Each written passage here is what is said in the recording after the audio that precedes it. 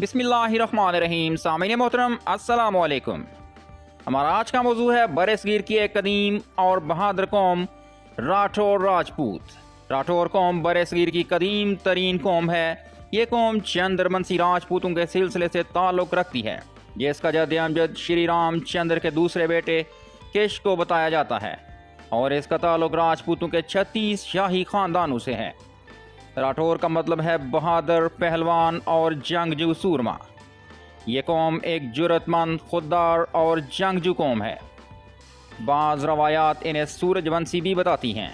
राठौर कौम कदीम ज़माने से हिंदुस्तान में क़ुव्वत और इक़्तिदार की मालिक रही है। तारीख़ फ़रिश्ता में भी क़ब्ल मसीह के कई ऐसे राजाओं का तज़किरा मिलता है जिनका ताल्लुक़ राठौर कौम से था। इससे राठौर कौम की क़दामत का अंदाज़ा बखूबी लगाया जा सकता है। ख़ुसूसन कनूज पर इस कौम ने पुश्त दर पुश्त कई सदियों तक हुक्मरानी की है।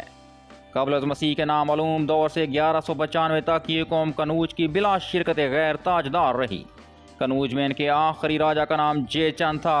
एक रवायत के मुताबिक 1195 में शहाबुद्दीन गौरी और इसके नायब कुतुबुद्दीन ऐबक ने इस कौम को शिकस्त से दोचार किया और इनके इलाकों पर कब्ज़ा कर लिया। कनूज में शहाबुद्दीन से शिकस्त के बाद इसके आखिरी राजा जे चंद का पड़पोता शिवजी कनौज से निकलकर सरजमीन मारवाड़ में आबाद हो गया। इसी शिवजी की औलादों ने मारवाड़ में खूब तरक्की की, और जब इनकी अफरादी क़ुव्वत में खातर खा इजाफा हो गया तो उन्होंने राजपूताना, जोधपुर, बीकानेर, किशनगढ़, मालवा, रतला, म्यू और गुजरात वगैरह में इक़्तिदार कायम करके अपनी आज़ाद और ख़ुद मुख्तार रियासतें कायम कर लीं। 13वीं सदी के वस्त में राजपूताना में इस कौम ने बेहद क़ुव्वत हासिल कर ली, और आबादी के लिहाज से भी वहाँ इनकी तादाद लाखों अफराद तक जा पहुँची। राजपूताना और इसके निवाही इलाके इस कौम ने वहाँ के कदीम बासी किचवाना कौम से छीने थे। शिवजी की नस्ल से राव जोधा पैदा हुआ, जिसने गालिबन 1459 में जोधपुर की बुनियाद रखी। इसके बाद राव जोधा की चौथी पुश्त से 5 दिसंबर 1511 ईस्वी को राव मालदेव पैदा हुआ। इसके बाप का नाम राव गंगा और माँ का नाम पिदमा कुमारी था, जो सरोही राजधानी की शहजादी थी। जब राजा मालदेव ने इक़्तिदार संभाला तो इसने तारीख़ में राठौर कौम का नाम फ़ख्र से बुलंद कर दिया। राजा मालदेव ने अपनी जुर्रत, बहादुरी और जहानत की वजह से अपनी सल्तनत को बहुत वसअत दी और राठौर हुक्मरानों में नुमाया मकाम पाया। 1527 में खानवा की लड़ाई में मालदेव ने एक शहजादे के तौर पर हिस्सा लिया, मगर इस जंग में राजपूतों को शिकस्त हुई। बाप की वफ़ात के बाद जब राजा मालदेव ने इक़्तिदार संभाला तो उसने तमाम राजपूतों को इकट्ठा करने की कोशिश की और राठौर रियासत के खोए हुए वक़ार और इलाकों के लिए मारका आराइयाँ की और अपनी सल्तनत को मजबूत किया। इसने मुग़ल और सूरी हुकूमत दोनों से पंजा आज़माई की और इनके इक़्तिदार को मानने से इनकार कर दिया। 1540 ईस्वी में सुल्तान हुमायूं की शेर शाह सूरी से शिकस्त के बाद इसने मौका से फ़ायदा उठाते हुए बिक्तार, जेतरा, सवाना, जलोर, टोंक, नागौर, बारमर, बेकर, अजमेर और झज्जर को अपनी रियासत में शामिल कर लिया। इसने सवाना, जलोर और नागौर के इलाकों को अफ़गान कब्ज़े से छुड़ाया और हिंद राज बहाल करके जिज़िया टैक्स ख़त्म कर दिया। इसकी शमाली सरहद झज्जर दिल्ली से फ़कत 50 किलोमीटर दूर थी। फ़ारसी मुअर्रिख़ फ़रिश्ता के मुताबिक मालदेव हिंद का सबसे ताकतवर राजा था। तबक़ात अकबरी में निज़ामुद्दीन ने मालदेव को हिंद का सबसे अजीम राजा लिखा है। सतेश चंद्रा के मुताबिक मालदेव की बादशाहत तकरीबन पूरे मगरबी और मशरक़ी राजस्थान पर मुश्तमिल थी, जिसमें संभाल और नरखोल के इलाके भी शामिल थे, और इसकी फ़ौजें आगरा के गिरदो नवाह में देखी जा सकती थीं। राजा मालदेव की मशहूर लड़ाइयों में मेवाड़ की जंग, हुमायूं के साथ जंगें, जैसलमेर की जंग, बीकानेर की जंग, शेर शाह सूरी के साथ जंगें, अमर बादशाहत के साथ जंगें, हारमूदा की जंग और मुग़ल पेश कदमियों के ख़िलाफ़ जंगें नुमायाँ हैं। इसने तकरीबन सारी जंगें जीती और अपनी सल्तनत को मजबूत किया। राजा मालदेव ने अपनी ज़िंदगी में ही अपने तीसरे बेटे चंद्रसेन राठौर को अपना जानशीन मुकर्रर कर दिया था। 7 नवंबर 1562 ईस्वी को 50 साल की उम्र में राजा मालदेव वफ़ात पा गया।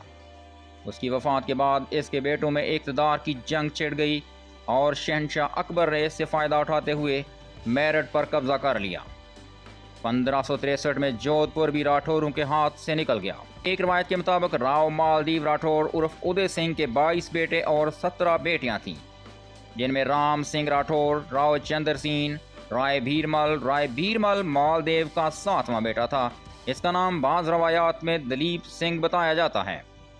ایک روایت کے مطابق اقتدار کی جنگ میں دلیپ سنگھ نے اکبر بادشاہ سے مدد طلب کی اور اپنا حق حاصل کر لیا، اور مغل بادشاہ اکبر کے بہت قریب ہو گیا اور اپنی فوج کو مغلوں کے ماتحت کر دیا، جس سے اس کو ذاتی طور پر بہت طاقت ملی اور فائدہ ہوا، لیکن راٹھوروں کی مرکزی ریاست اس سے بہت کمزور ہو گئی۔ دلیپ سنگھ کے پوتے رتن سنگھ کو مغل بادشاہوں نے مالوا میں جاگیر عطا کی اور اس نے اپنے نام سے رتلام شہر آباد کیا، جو بعد میں ایک الگ ریاست بن گیا، اور یہ ریاست تقسیم ہند تک اسی خاندان کے پاس رہی۔ ایک اور روایت میں جنرل ٹاڈ نے اپنی کتاب تاریخ راجستھان میں لکھا ہے کہ دلیپ سنگھ، جو کہ اکبر بادشاہ کے بہت قریب تھا، اس نے اپنی بیٹی جھودا بائی کی شادی بھی اکبر بادشاہ سے کروا دی تھی۔ 1562 میں 20 سال کی عمر میں اس کی شادی اکبر بادشاہ سے ہوئی، جو اس کی تیسری بیوی تھی، اور جھودا بائی جہانگیر بادشاہ کی ماں تھی۔ لیکن زیادہ تر مورخین اس روایت سے اختلاف کرتے ہیں اور اس کو من گھڑت مانتے ہیں۔ الہ آباد وسطی جامعہ کے پروفیسر NR فاروقی کے مطابق جھودا بائی اکبر کی ملکہ کا نام نہیں تھا، بلکہ یہ جہانگیر کی راجپوت بیوی مانمتی جودھ پوری کو کہا جاتا تھا، جس کا اصل نام جگت گوسائی تھا۔ رائے مالدیو کے دوسرے بیٹے کشن سنگھ نے کشن گڑھ ریاست قائم کی، اور یہ ریاست بھی تقسیم ہند تک اسی خاندان کے پاس رہی۔ ایک روایت کے مطابق رائے مالدیو کا ایک بیٹا جسونت سنگھ تھا، جس کا بیٹا مان سنگھ تھا، اور مان سنگھ کا بیٹا سرجن سنگھ تھا۔ سرجن سنگھ سب سے پہلے ایک مسلمان درویش کی دعوت پر مشرف با اسلام ہوا، اور اس کا نام سراج دین رکھا گیا۔ اس شخص نے اسلام قبول کرنے کے بعد لاہور کی طرف نقل مکانی کی، لاہور سے کشمیر پہنچا اور وہاں سے پونچھ کے علاقے میں آباد ہوا۔ پھر وہاں سے کہوٹہ چلا گیا اور کہوٹہ میں مستقل سکونت اختیار کی۔ سراج دین کی اولادیں اب بھی پونچھ اور کہوٹہ میں آباد ہیں۔ خصوصاً پونچھ میں یہ لوگ اپنے جد امجد مان سنگھ کی نسبت سے مینا راٹھور کہلاتے ہیں۔ سامعین محترم، تاریخ میں مزید راٹھور سورماؤں کا بھی ذکر ملتا ہے۔ ان میں 17ویں صدی عیسوی میں درگا داس راٹھور کا نام انتہائی نمایاں ہے۔ راٹھور ریاست اس زمانے میں انتہائی کمزور ہو چکی تھی اور راجہ جسونت سنگھ حکمران تھا۔ اس کے ایک وزیر کا نام درگا داس راٹھور تھا۔ شہنشاہ اورنگزیب عالمگیر اس وقت ہندوستان کا حکمران تھا۔ اورنگزیب نے مارواڑ پر قبضہ کر لیا۔ جسونت سنگھ کی وفات کے بعد اس کے ہاں ایک بیٹا پیدا ہوا، جس کا نام اجیت سنگھ رکھا گیا۔ درگا داس نے اس بچے کی ایک جنگجو کی طرح پرورش کی، اور 1707 عیسوی میں اورنگزیب کی وفات کے بعد اجیت سنگھ کے ساتھ مل کر درگا داس نے مارواڑ دوبارہ حاصل کر لیا۔ بھارت میں راٹھور قوم آج بھی درگا داس راٹھور کو اپنا ہیرو مانتی ہے۔ بھارتی حکومت نے درگا داس کے نام کے سکے اور ڈاک ٹکٹ بھی جاری کیے۔ کنوج اور مارواڑ کے علاقوں میں مجموعی طور پر تقریباً 700 سال تک راٹھوروں نے حکومت کی۔ راٹھور قوم پاکستان اور ہندوستان دونوں ممالک میں آباد ہے۔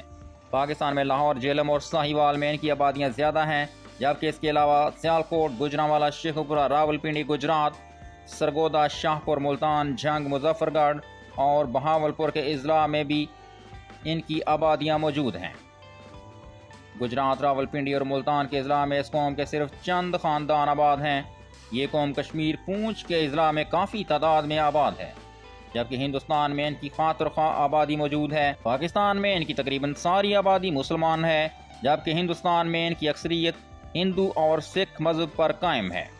راٹھور قوم کی نامور شخصیات میں پاکستانی سفیر شجاعت راٹھور، بھارتی موسیقار شہروز راٹھور، مشہور عالم دین علامہ جمیل احمد راٹھور، ڈاکٹر MB راٹھور، بھارتی وائلڈ لائف گارڈ فتح سنگھ راٹھور، وزیر اعظم آزاد کشمیر راجہ ممتاز حسین راٹھور، مشہور عالم دین علامہ ڈاکٹر حافظ Rehan Rathore, doctor Misbah Rathore, food authority Punjab کی سابق DG عائشہ ممتاز راٹھور اور بھارتی اداکارہ زویا راٹھور کے نام بہت نمایاں ہیں۔